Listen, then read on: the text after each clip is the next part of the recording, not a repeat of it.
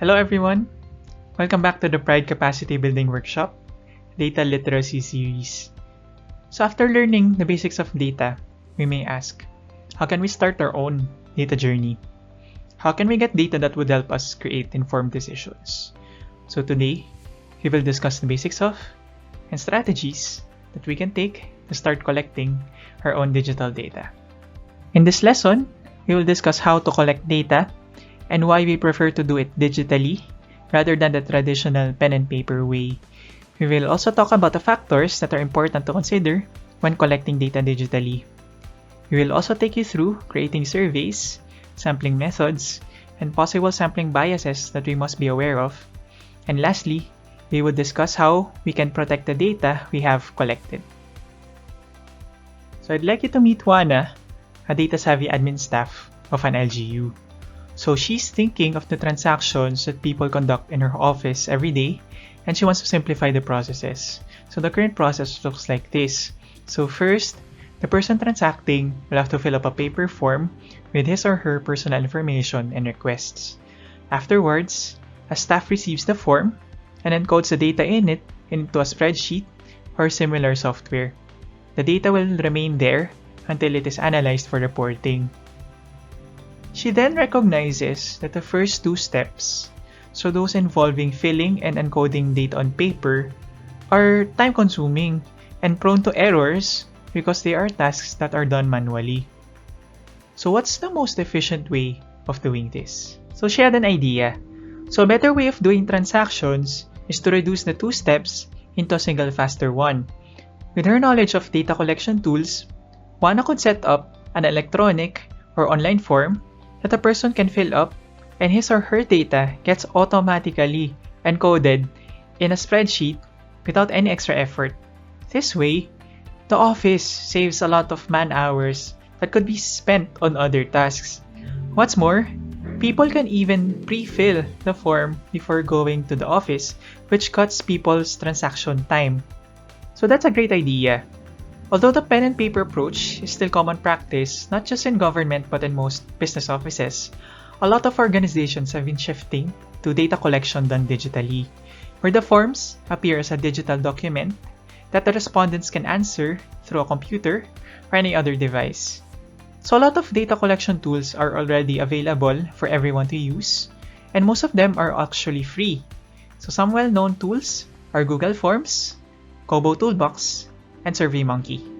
So as Juana noted earlier, digital data collection has a lot of advantages over traditional pen and paper ones. So the first reason is speed.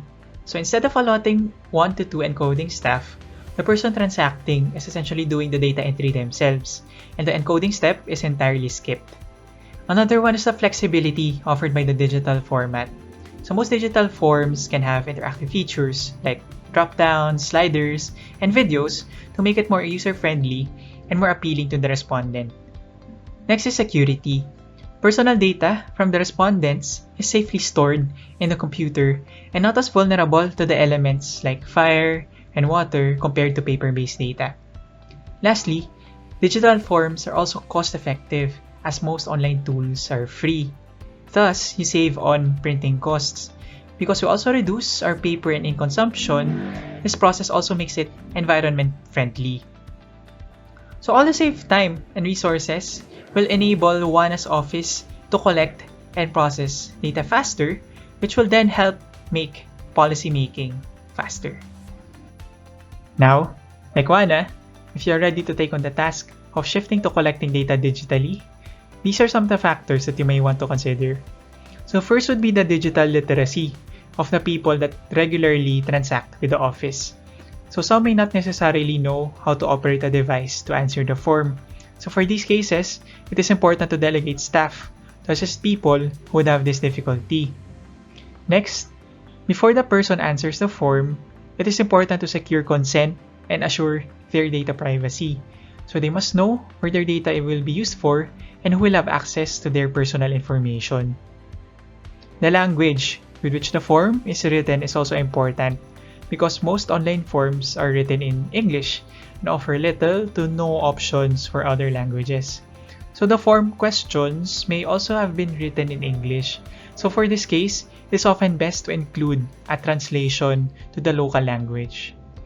Lastly, how the form questions are organized is also important because an unnecessarily long form may fatigue the person answering and it result to inaccurate responses towards the end part.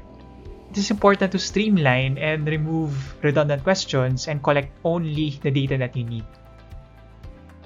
Digital data collection is not limited to everyday office transactions, but also for cases where the LGU is the one reaching out to the people for information. So for instance, when administering surveys.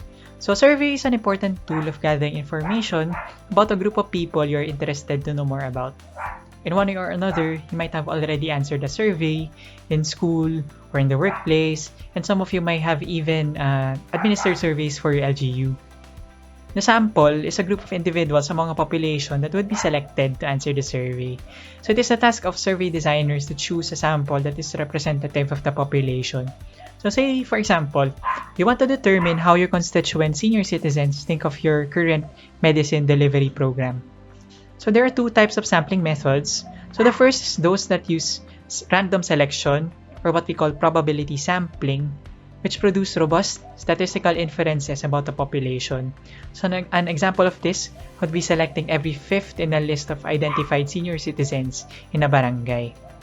Next would be when random selection is not used, or what we call non-probability sampling, where respondents are selected based on convenience or other criteria for ease of data collection.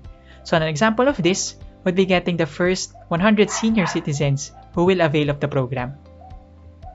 Now, we must be careful on how we perform the sampling because there are biases that we need to be aware of. So first, there might be sampling inconsistencies when the implementer sampling plan doesn't necessarily correspond to what happens in reality. So for example, the respondents may not be randomly selected as planned. Next, there also might be a lack of representation, especially for digital surveys. So people who do not have access to the internet or even a computer or other devices will not be represented if no intervention is done on the implementer's side. You may also have low response rates. Respondents may refuse to answer, especially if the survey contains sensitive or difficult material, or if the time allotted for it is too short. Be sure to allot ample time and conduct respondent follow-ups when necessary. Lastly, the data used to select the respondents might also be out of date and thus may not be any more accurate for use in the survey. So now that you have successfully collected data digitally, there are two matters to observe when protecting our data. So the first would be the data privacy of the respondents. So it is important to keep the respondents' consent forms for proper documentation. And another precaution, especially when sharing data with external parties, is to anonymize the data by making sure to remove respondents' personal information like full name, birthday, address, and contact information from the file and retain only the relevant ones. We will discuss data privacy in more detail in an upcoming module. Second is data security. So the data must be secured by keeping multiple copies in multiple locations, preferably including cloud storage. So the office should also prepare a list of people who are cleared to access the data. We must also take steps to make sure that the original copy of the data may not be overwritten with a modified one. So to summarize this lesson, we have the following key points. Transitioning from pen and paper to digital data collection enables us to be faster and more cost-efficient in obtaining data that is secure and less prone to errors. This will help your policymaking faster overall. However, some factors need to be considered when collecting data digitally, keeping the respondents' readiness and backgrounds in mind. When planning surveys for data collection, be mindful of the sampling biases that exist, and we would like to avoid them as much as possible. Lastly, the data you collected must always be kept private and secure. So here are some resources that you can look at after this lecture for more information. And that ends our lesson. Thank you so much for listening.